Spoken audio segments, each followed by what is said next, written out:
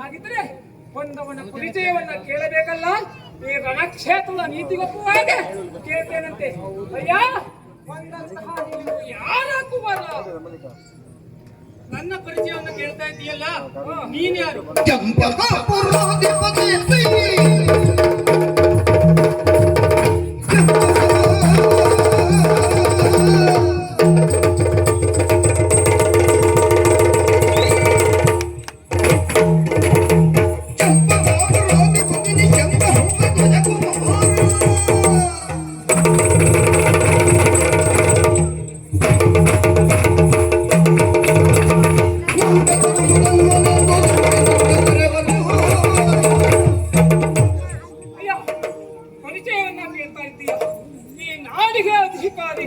ಹಂಸಧ್ವಜನ ಭೂಪಾಲನ ಕುವರ ಸುಧನ್ವ ಎನ್ನುವುದಾಗಿ ನಿಮ್ಮ ಹಯವನ್ನು ಕಟ್ಟಿದವರು ನಾವಿದ್ದೇವೆ.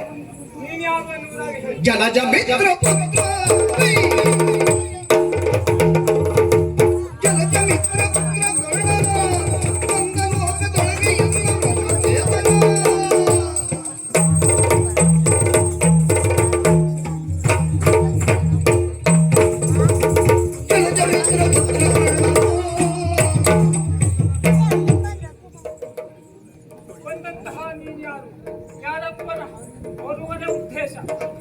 ಸೂರ್ಯಪುತ್ರನಾದಂತಹ ಕರ್ಣನ ಮಗ ವೃಷಕೇತು ನಾನು.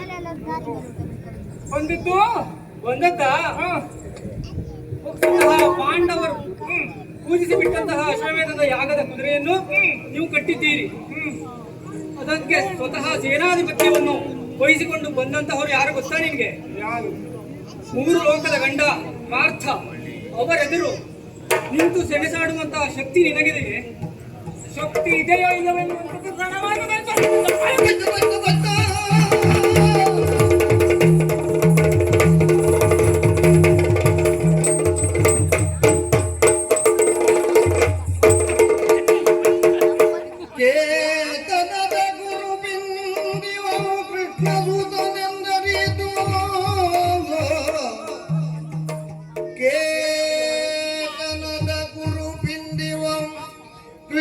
ಸುತನೆಂದರಿತು ಇದಿರಾಗನತಿ ತವ ಗದೆ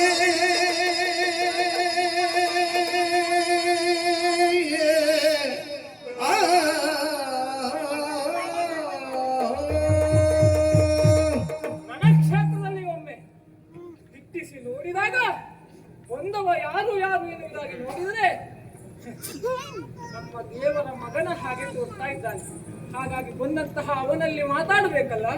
ಅಯ್ಯ, ಕಲಿಸುವುದ ಕಡುಗೆ ರಥವ ನಿಲ್ಲಿಸಿ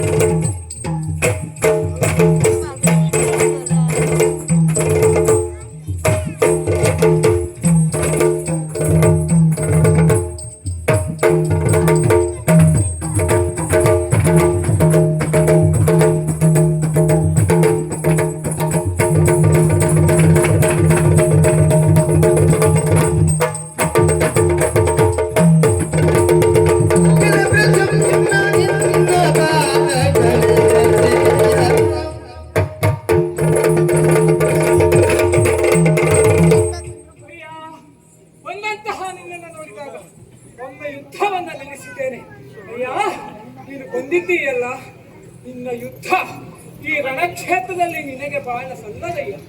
ನಿನ್ನ ಬಾಣ ಎಲ್ಲಿ ಆಗಿತ್ತು ಗೊತ್ತಾ? ನಿನ್ನ ಅಂಬೆನಂತೂ ಪ್ರಯೋಗಿಸಬೇಕು ಅಂತಾದ್ರೆ ಇದು ಎಲ್ಲಾದರೂ ಯುವತಿಯರು ಸಿಗ್ತಾರೆ ಎನ್ನುವುದಾಗಿ ನೋಡಿ, ಅವರಲ್ಲಿ ನಿನ್ನ ಬಾಣ ಆಯಿತು ಹೊರತು ಈ ರಣಕ್ಷೇತ್ರಕ್ಕಲ್ಲ. ಶರಗಳಿಂದ ಶರಗಳನ್ನು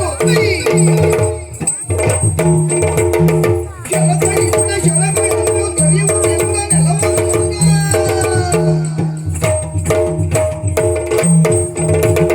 ಪುರುಷ ಪ್ರಕೃತಿಗಳನ್ನು ತನ್ನ ಉರುಳೇ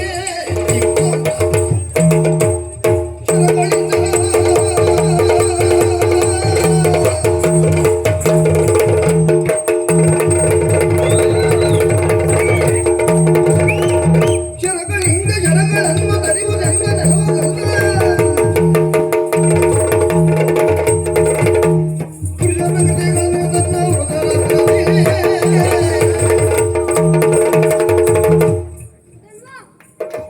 ಯೋಗ್ಯತೆಯನ್ನು ತಕ್ಕೆ ಅಳೆಯಬೇಡ. ನನ್ನಲ್ಲಿರುವ ಪಂಚಶರಗಳ ಕುರಿತಾಗಿ ಮಾತ್ರ ಅರಿತಂತಿದೆ, ಆದರೆ ನನ್ನ ಹತ್ತಿರ ಮಾರಕ ಶರಗಳು ವಿವರಿಸುತ್ತಿಲ್ಲ. ಈ ಹಿಂದೆ ನಾನು ಪರಶಿವನನ್ನೇ ಕಂಗಳಿಸಿದವನಾಗಿದ್ದೇನೆ. ಆದ್ದರಿಂದ ಸುಮ್ಮನೆ ನನ್ನ ಒಟ್ಟಿಗೆ ಹೋರಾಡಿ ನಿನ್ನ ಪ್ರಾಣವನ್ನು ಕಳೆದುಕೊಳ್ಳಬೇಡ. ಯಾರ ಪ್ರಾಣ ಚಿಕ್ಕ ಚಿಕ್ಕ